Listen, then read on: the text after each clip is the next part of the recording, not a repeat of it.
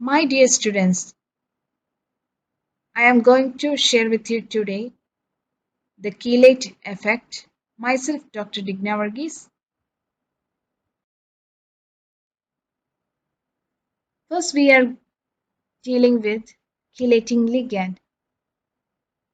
What is a chelating ligand? When a bidentate or polydentate ligand is attached by the two or more donor atoms to the same central metal ion forming a ring structure, these types of ligands are called chelating ligands. Here you can see ethylene thiamine. Here the two nitrogen atoms that are in blue color that can coordinate to the metal by donating lone pairs of electrons. So it forms a ring structure. Okay, that type of ligands known as chelating ligands. No unidentate ligands can form chelating ligands.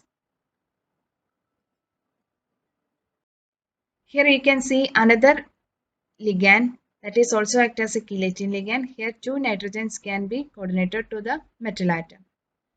Chelating ligands are also called chelating groups. These ligands are also known as chelants, chelators, chelating agents, or sequestering agents. Okay, but every multidentate ligand is not necessarily a chelating ligand. If any multidentate ligand is not necessarily be a chelating ligand because the chelating ligand is that ligand it can form or donate electrons to the central metal atom and forming a ring structure. Such type of ligands act as chelating ligands. Chelating ligands such as acetyl-acetone enjoy resonance stabilization as a result of forming six-membered rings having some aromatic character. Acetyl-acetone, that is 2,4-pentanediene, coordinates as an anionic enolate ligand that you can see here. It is a diketone and its enol form is hydroxy group is here, so it is a enol form. Then minus H plus, it forms an anionic form. It is the resonance stabilization of the enolate ion. This actually coordinates to the central metal ion. What is a chelate? When a chelating ligand is coordinated to the same central metal atom to produce a ring structure like this ring structure is the resulting ring structure is called the chelate rings or simply a chelate.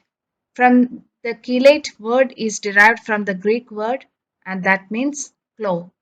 Here you can see the ethylene thiamine that can coordinate to the metal through these two nitrogen atoms.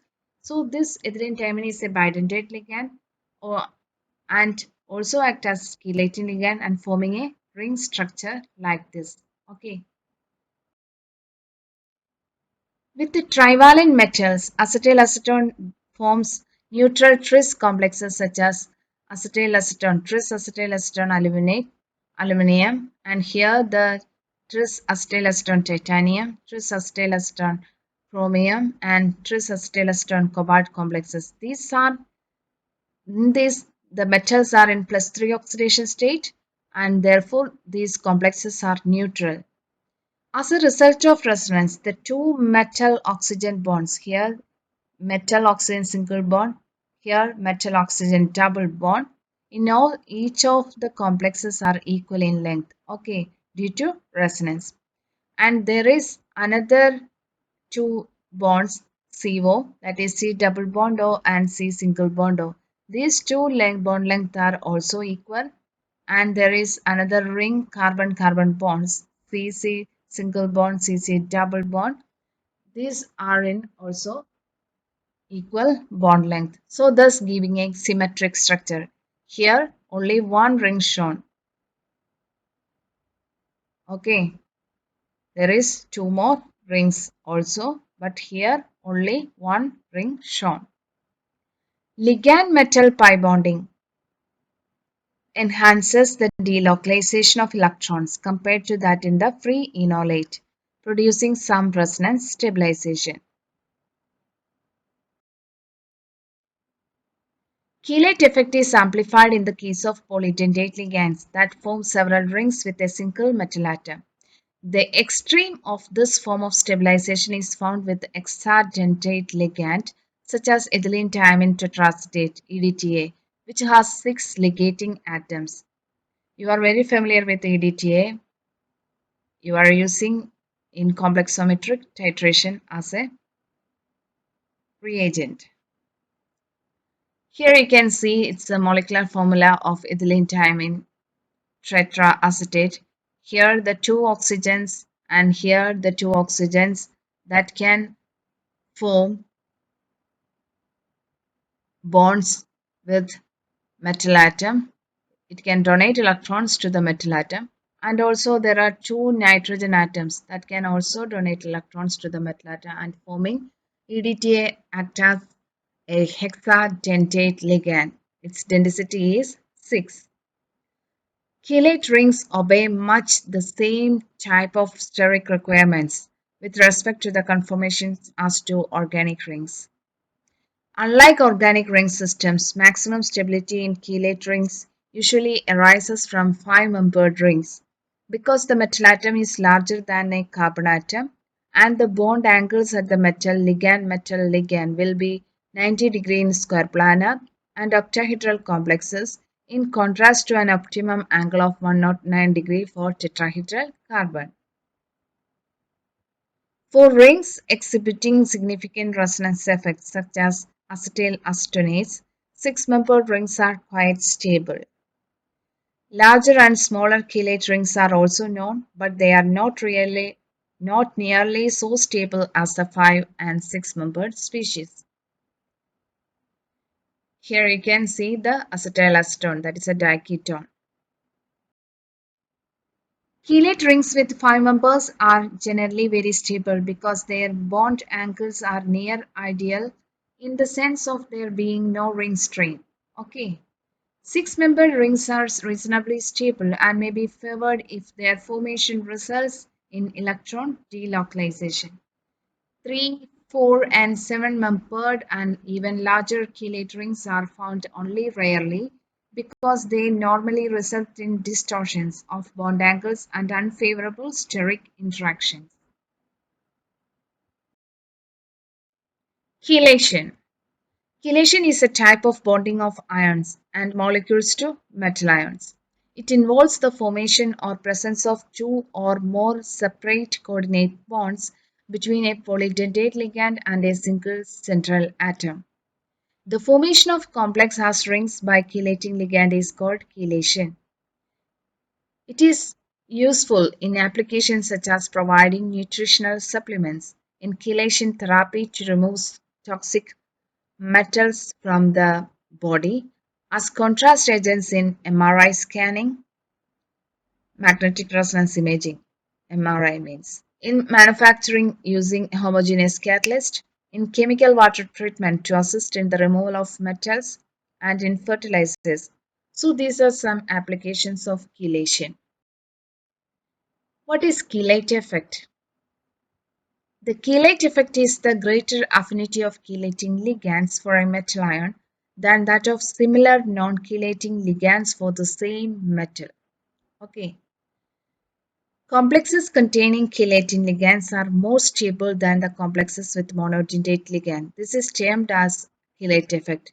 Here, when complexes formed with the unidentate ligands, here it is a bidentate ligand, ethylene diamine, that is coordinated to the metal atom. When the same metal atom coordinated with the ammonia ligands, the stability is somewhat lesser than that of the complex formed by the chelating ligands. The enhanced stability of the complexes containing chelate rings, this extra stability is actually termed as the chelate effect.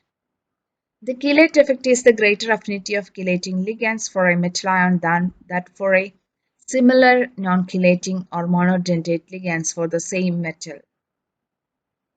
It is chiefly an entropy effect common to all the chelate systems, but often additional stabilization results from enthalpy changes.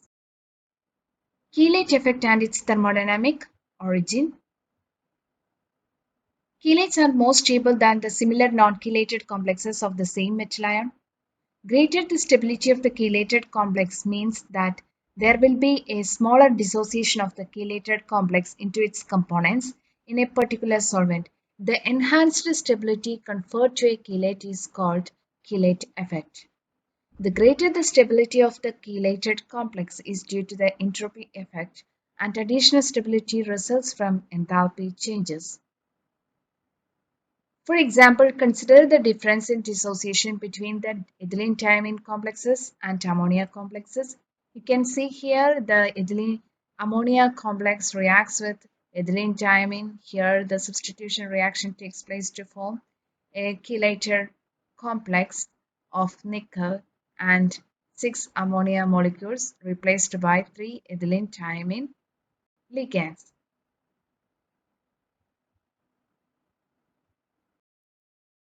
Chelate effect explanation here. One is simply to consider the difference in dissociation between the ethylene thiamine complexes and ammonia complexes. For example, the effect of ethylene thiamine ring, the electronic effects of the nitrogen atoms on the ethylene thiamine and ammonia molecules are similar. If a molecule of ammonia dissociates from the complex, it is quickly swept up into the solution. Okay, and the probability of its ever returning to its former site is remote. On the other hand, if one of the amine groups of ethylene thiamine dissociates from a complex, the ligand is retained by the end still attached to the metal. The nitrogen atom can move only a few hundred picometers away and can swing back and attach to the metal again. The complex has a smaller probability of dissociating and is therefore experimentally found to be more stable toward dissociation. A more sophisticated approach would be to consider the reaction NaNH362 plus 3 ethylene thiamine and forming NaEN thrice 2 plus 6 ammonia. This reaction is in equilibrium. Even though this is in equilibrium, once the ammonia molecules is dissociates from the complex, it has a probability of returning to the complex again is remote. Okay, but when ethylene thiamine forms, if it one end dissociates from the complex, experimentally found that it is moved away only a few hundred picometers away from the metal atom and can swing back and attach to the metal again.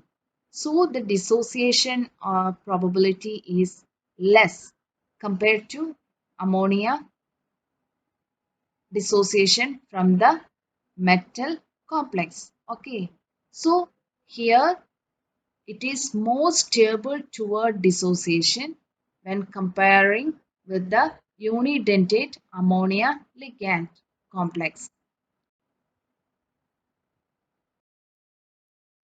Since the bonding characteristics of ammonia and ethylene thiamine are very similar, we expect delta H for this reaction to be small. To the first approximation, the change in entropy would be expected to be proportional to the difference in the number of particles present at the beginning and end of the reaction. The reaction proceeds to the right with an increase in the number of particles, and hence the translational entropy favors the protection of the chelate system instead of the hexamine complex. Enthalpy effects. There are also decided enthalpy effects present. Here, these may be most simply viewed in terms of the chelate being performed.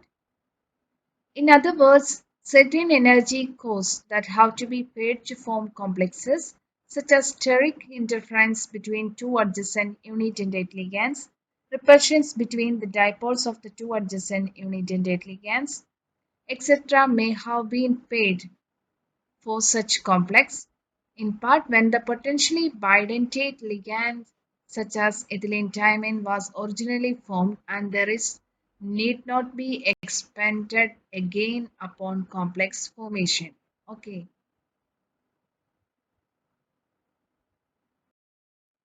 Entropy and enthalpy effects. Here you can see the Gibbs-Helmholtz equation, that is delta G0 is equal to delta H0 minus T delta S0. And for the reaction NiNH362 plus 3 ethylene diamine giving NiEN thrice 2 plus 6 ammonia molecules. Based on this reaction, the delta G0 value, delta H0 value, delta S0 value for the hexamine complex, triethylene diamine complex, and their chelate effect. All the thermodynamic data are given in Kelvin joule per mole. So the value of delta G0 here for the nickel hexamine complex, that is minus 51.8. The ammonia molecules replaced by ethylene diamine, the delta G0 value found to be more negative, that is minus 101.8 degree. So the chelate effect, the enhanced stability by this when by replacing ammonia molecules by bidendating ligand, its value is about minus 50. Okay, so the delta G0 becomes more negative and hence the complex is more stable. Okay, here you can see the delta S0 value, that is minus 163 for a unidentate complex, and for bidentate complex it is or a chelate it is about minus 42. It is more positive when compared to this value. Okay, so delta S0 becomes more positive. This means that the complex is more stable. In the language of thermodynamics, the equilibrium constant of a reaction is a measure of the heat released in the reaction and the entropy change during the reaction. The greater the amount of heat released in a reaction, and the greater entropy during reaction, the more stable the reaction product. So, the chelate effect is by when the nickel hexamine complex treated with ethylene diamine with ammonia molecules replaced by 3 ethylene diamine molecules to form a chelate. It is highly stable because of its high delta G0 value, high delta H0 value, and high delta S0 value. By this a chelate effect, the complex is more stable. Here you can see a chelate effect have a thermodynamic relationship, that is delta G0 is equal to delta H0 minus T delta S0. Here that reaction is again related to minus RT ln beta, where beta is the stability factor. Okay, it follows the relation that beta increases as delta G0 becomes more negative. Okay, complex. Here the nickel hexamine complex, its log beta value is 7.99. For nickel En3 is 2 plus 18.1. CuNH342 plus 12.7. CuN twice 2 plus 19.7. Cu triene 2 plus 20.5. You can see that directly from this table the log beta value, that is the stability constant value, is when for the same complex nickel with the unidentate ligand with the bidentate ligand here, and we know from the value of stability constant, that is 18.1 here for the chelating ligand, it is highly stable. Okay, and for the same case for the copper complexes, the first one for the unidentate ligand, second one is the bidentate ligand, third one is the tridentate ligand. Okay, so its value increases. Its value, that is the beta value, increases down in this table. That for tridentate is about 20.5, for bidentate it is about 19.7, For a unidentate ammonia molecule, it's about 12.7. So chelating effect, number of density increases, the greater its stability of the complex. Here you can see another table. In this, a cadmium complexes of unidentate ligand and with a chelating ligand. You can see its stability value. It is higher for chelating ligand complex or forming a chelate. Its stability is higher.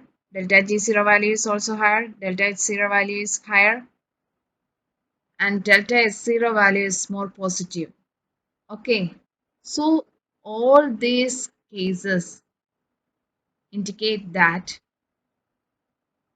greater the entropy of the reaction, greater the heat released in the reaction, and greater the delta G0 value is more if more negative, that will directly related to its stability constant beta value. So the molecule is more stable than the reactants.